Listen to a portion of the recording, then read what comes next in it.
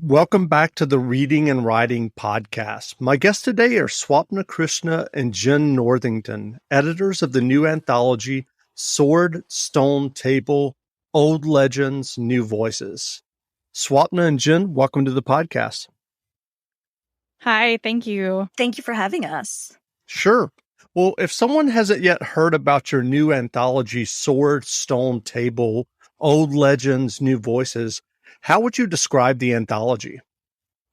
Jenn, you want to take this one? I was like, since it was originally Jenn's idea, so I usually let her answer this question. That's fine. Sorry, Jeff, for the awkward pauses that you'll have to edit out. Yeah, so it is, as the title would imply, a collection of King Arthur and Knights of the Round Table and Camelot retellings from voices and authors who you might be surprised to see retelling them. We did our best to put together a really broad range of genres of authors from different backgrounds and races and ethnicities and marginalizations, and sort of told them, go have fun. Who do you want to write about? What do you want to do? And the result is this anthology.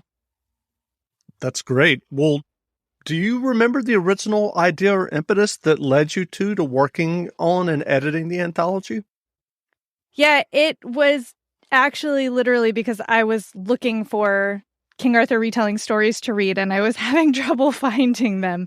This was probably back in about late 2017, early 2018. And we're getting so many now, but at that point, 3 to 4 years ago, there just weren't that many. And I was frustrated. I was like, I want more because I'm a huge King Arthur fan. And Swapna, who is a good friend and former coworker, and I had bonded over our love of King Arthur retellings. So I said to her, "Hey, do you think people would write some for us if we asked them to?" And now here we are. Yep. That's great. Well, I know that all of the stories are special, but I'm wondering if you could just describe 3 or 4 of the stories from the anthology to give readers a sense of what they'll find in Sword, Stone, Table, Old Legends, New Voices. They are all very special. And Jenn and I are very unable to pick favorites because they are they're all just very unique and incredible in their own ways. But off the top of my head, just a few stories that jump out at me, and this is just kind of random, so I'm not picking these because they're my favorites. Sure. They're all my favorites. So Anthony Rapp, who is known for his role in Rent, Star Trek, he's on Star Trek Discovery, made a fiction debut in this anthology, and he wrote a story set during the AIDS crisis about a gay couple, one of whom is in the hospital.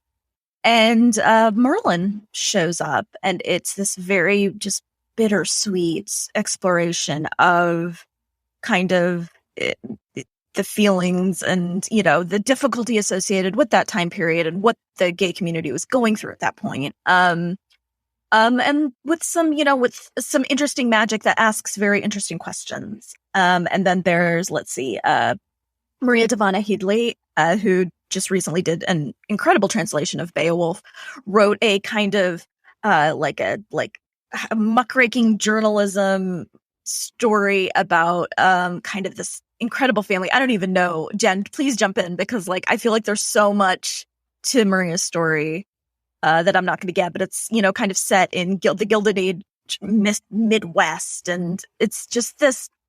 It's a very unexpected story told through this lot of items discovered. And it's kind of this mystery about what happened and putting, kind of making connections from all the items discovered. It's super creative. Alexander Chee wrote a story set on Mars. That's a retelling of Sir Gawain and the Green Knight, which is, in the, news right now because of the Death Hotel movie. And Set on Mars, which, not something you traditionally expect from Alex Chee. And then Sylvia Moreno Garcia wrote a fantastic story that's kind of the Lady of Shalott, but set in a future Mexico City. Yeah. Gosh, there are so many stories in it. I know, like I'm just like these describe a few. We also have a coffee shop AU for fans of that form, where an Elaine sort of realizes she's caught in a story while working in a coffee shop in London. Lancelot shows up and hijinks ensue. We've got Asma Zehanat Khan's story, The Once and Future Kadi, which is the first in the collection, which imagines the trial of Queen Guinevere for infidelity set in during the Crusade period, and the court at Camelot has called in an Islamic judge to pronounce upon her innocence or otherwise, which is an amazing twist. And we've also got Nisi Shaw's story. They imagined the lady of the lake as an albino Ugandan sorceress who comes to Camelot to study with Merlin. So there's all kinds of different time periods and, characters that you'll recognize and some that you might be less familiar with. It just cast in completely new light. That's great. Well, were there other anthologies that inspired you too as you worked on Sword, Stone, and Table? Absolutely. So there's been a real renaissance of anthologies in the young adult world that I think that we are both fans of and inspired us. Dahlia Adler has edited 2, and I think it's 2 now. And then A Thousand Beginnings and Endings, edited by Ellen O and Elsie Chapman, which is like fairy tales from the Southeast and East Asian worlds. And so there's a lot going on in the YA world, but now there's a lot more in the adult world. But when Jenn and I were talking about this, that love of like really diverse, inclusive anthologies with a strong point of view hadn't quite come to the adult world yet. So that was kind of our starting point.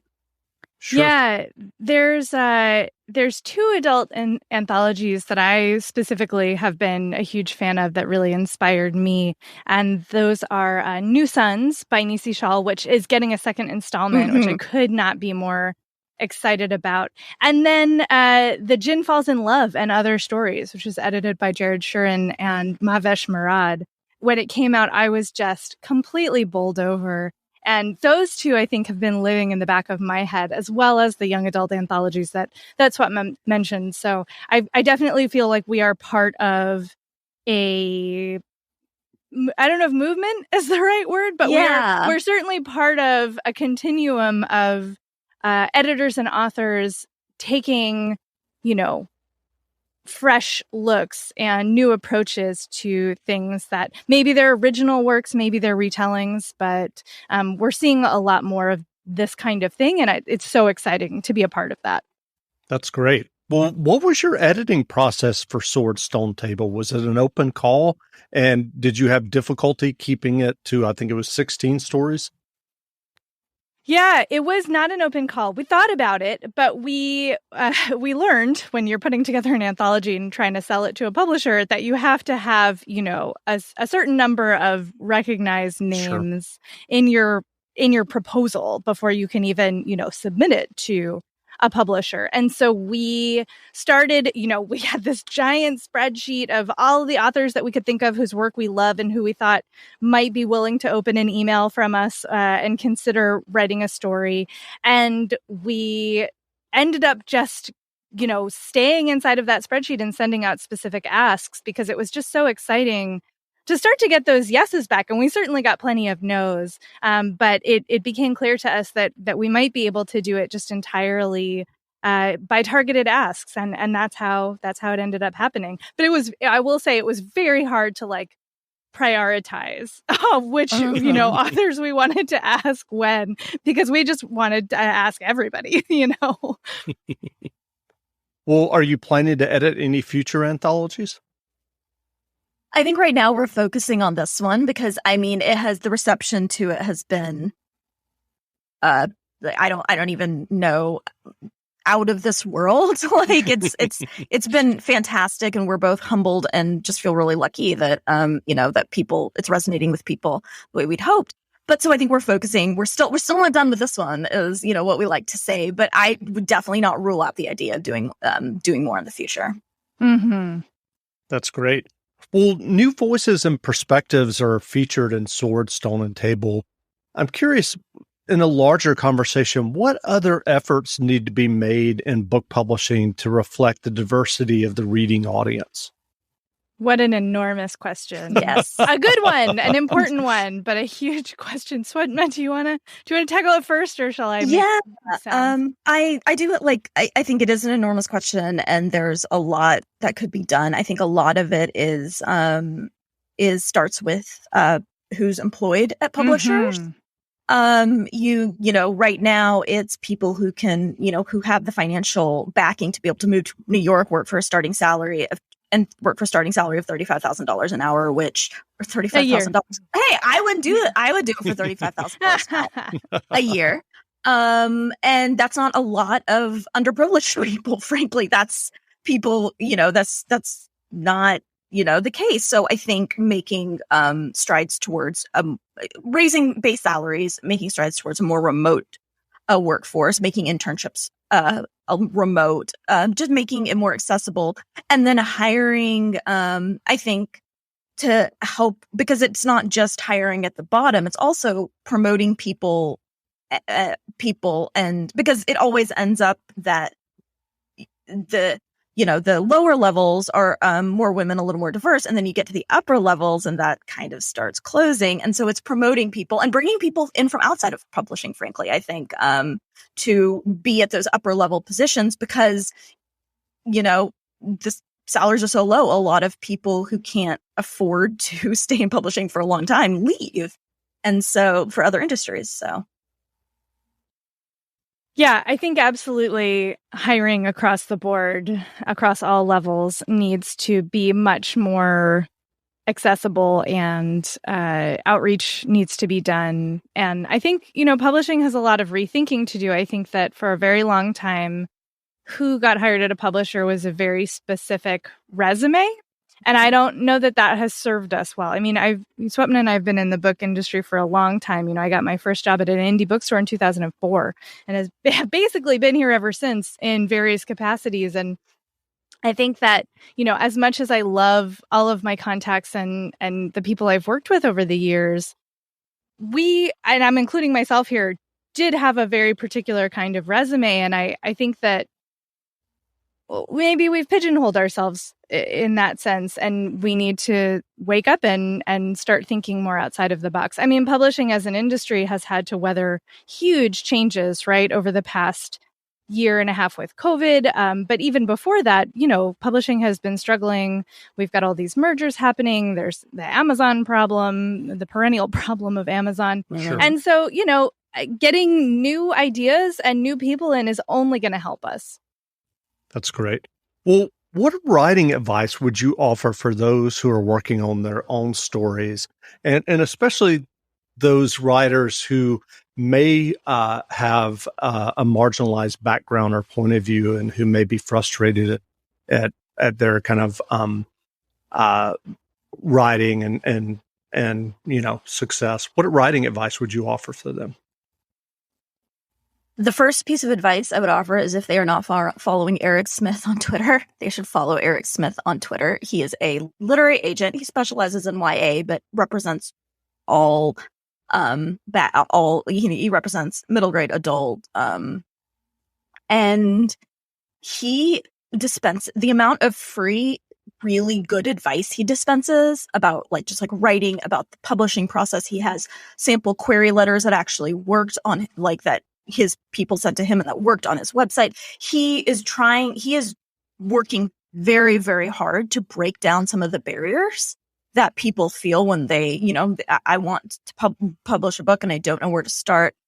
And, yes, you can Google how to get an agent, but it can feel so overwhelming that a lot of people, especially when you're from a marginalized background, are used to hearing no, stop themselves before they even start. And Eric makes it accessible and he breaks it down. And I'm so much in awe of what he does and how much he gives back to the community. So I would highly recommend for process stuff and for just a better understanding of what you're getting yourself into and what you need to be doing and, all of that, to follow Eric. Yes, Eric is great. Yeah, I think I have like 5 million thoughts. I'm trying to condense them into something bite-sized. I mean, I think, first of all, it's very important to remember that publishing is a small numbers game, that, very few people can make a living as a writer, solely as a writer. Very few people get published their first time out, whether it's in a literary magazine or, in a anthology, or if it's, selling a book. Like, all of those things, the odds are against you in a lot of ways. And so I guess I would encourage everybody to try to stay realistic and not be discouraged by the fact that it is rough, and to try to look around to see what you're loving reading and where that's coming from, and use that as a sort of guide to where do you want to direct your efforts. Because, if you're noticing that there's a lot of great short fiction coming out of Faya Lit magazine, for example, and maybe that's where you want to submit, or, it's poetry and you're looking at some of these amazing poetry journals that are out there now, or you see anthologies, look for the publishers, look for the authors and editors, and dig around and see, how they are doing what they're doing. And again, there's a lot of luck involved, and there are a lot of connections involved in the publishing process. So I hope that people will not get too discouraged when they start to hit the roadblocks that sort of inevitably come up for writers who are just starting out. Sure. Oh, and join a local writers community if you have one. If there is one, join it. Like, it is, they're very valuable for a lot of reasons. That's great. Well, what novels or stories have you two read recently that you enjoyed? Gosh. So right now I'm reading Ilatsoe, which is by Darcy Little Badger, and is a YA novel in the sci-fi fantasy realm. And it's just so interesting. It's like sort of like an Apache contemporary Nancy Drew murder mystery with supernatural elements and a ghost dog. Like, it's hard to describe, but it's really doing things that I just have not seen somebody do before, which I'm really loving. And then in terms of other things I'm reading right now, I just started Folklorn by, I should have Angela Mi Young-hur. Yes, thank you. Oh my God, that book. It's so intense. It's sort of, I'm going to have to be reading it very slowly because it's sort of, I can only stand the tension level for a couple of chapters at a time, but it's incredibly beautifully written. I am seconding the recommendation for Folklorn. That might be my favorite book of the year. It is very intense. And I read it during, a lot of the attacks on Asians in the US. And so it was very, very, it's a very intense book. I just finished this book called My Sweet Girl by Amanda Jayatissa, who is a Sri Lankan American writer. And this is a psychological thriller that divides between like current day San Francisco and the main character's childhood at an orphanage in Sri Lanka. And it is the thriller space is still very dominated by a certain type of writer. And so it's really exciting to see these more diverse writers like being published. And it is this book. This year has been hard, I think, for everybody in terms of like concentrating on books and sitting down and reading. I've had a lot of trouble, and I literally read this book in 2 sittings. Which is, unheard of for me these days because I was just so wrapped up in the story and in her writing and in just like, there's a lot of anger. Her main character has just a lot of anger, and just, there's a lot of really good talk and work on identity in the book. And it's fantastic. Wow, that sounds great. Well, where can people find you two online if they'd like to learn more about you and your anthology Sword Stone Table? So I am on a couple of places. I'm on Twitter and Tumblr as Jenn IRL, JENNIRL.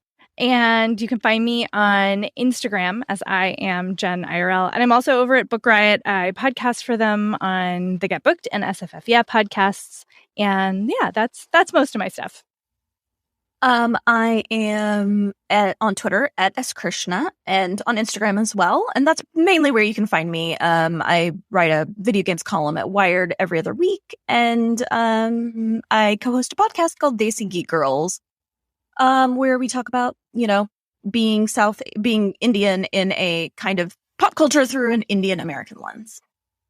That's great. Well, again, we've been speaking with Swapna, Krishna, and Jenn Northington, editors of the new anthology, Sword, Stone, Table, Old Legends, New Voices. The anthology is on sale now, so go buy a copy. And Swapna and Jenn, thanks for doing this interview. Thanks you so much. Great. Thanks a lot. Now, stay tuned for a brief excerpt from the audiobook of Sword, Stone, Table, available from PRH Audio, wherever audiobooks are sold. It was the summer of 2018, and we were sitting in Swapna's living room. Swapna was pregnant with her first baby, and Jenn was bursting with an idea for an anthology. "Where are the gender-bent Arthur stories?" Jenn asked. "The race-bent retellings, the queered ones." We couldn't easily find them, and we thought it just might be possible that not only did other people want them, but also there were folks out there ready to write them, or who maybe already had. As this collection came together over the past few years, it's hard to believe we've been working on it for so long. It's been exciting to discover the published stories we missed and to see that we weren't alone. There's been a renaissance of bent Arthur retellings that we devoured. Even more electrifying for us are the authors who said yes when we asked, then proceeded to write stories that have blown our minds, knocked our socks off, and made our hearts grow too many sizes to count. Each writer puts their own unique spin on a bit of Arthurian legend.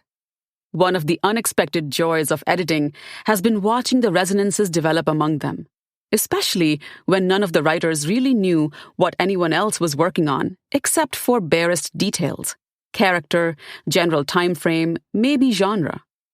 These stories have cousins and siblings the authors aren't even aware of. Once. Roshani Chokshi and Sarah MacLean deliver atmospheric stories heavy with longing and bursting with romance, albeit in very different ways, both giving voice to strong women we've fallen in love with. Asma Zainath Khan and Nisi Shawl bring the wider world to Camelot in ways that blur its boundaries and elevate the storytelling to something larger and more global. And Daniel Lavery and Sive Doyle make us laugh, make us cry, and give us two queer couples that absolutely deserve to be canon. Present. Then there is Maria Davana Headley, who finds the Arthurian overtones of a muckraker in late 19th century America. Wabgisha Grice and Alex Segura both incorporate baseball into their reimagined Arthur, but in very different ways. In one, a pickup game on a reservation leads to an amazing discovery. In the other, a washed-up minor league player finds help where he least expects it. Anthony Rapp finds magic in the throes of the AIDS crisis, while S. Zainab Williams explores that intangible search for belonging through a lonely girl in Singapore. Jessica Plummer and Preeti Chibber both consider how it might look if a legend made itself known in modern life, with very different consequences. Future. No Arthurian collection would be complete without a look forward, and Sylvia Moreno Garcia brings us to a near-future Mexico City in a story both eerie and prescient. Ken Liu takes us even farther out, into a universe in which identity shifts from one moment to the next, but past mistakes can haunt you forever. A little closer to home is Alexander Chee's story, set on our neighboring planet and contemplating public versus private personas, secrets, and games. This collection has been a privilege and a joy to curate, and has shown us just how much room there is to play. We hope that you'll enjoy these stories as much as we do, that these stories are merely the tip of the iceberg for inclusive Arthurian fiction. Everyone deserves to see themselves on the page. And even if you don't find your specific identity within these stories, perhaps you'll see some small part of yourself inside these characters and these old and yet entirely new legends.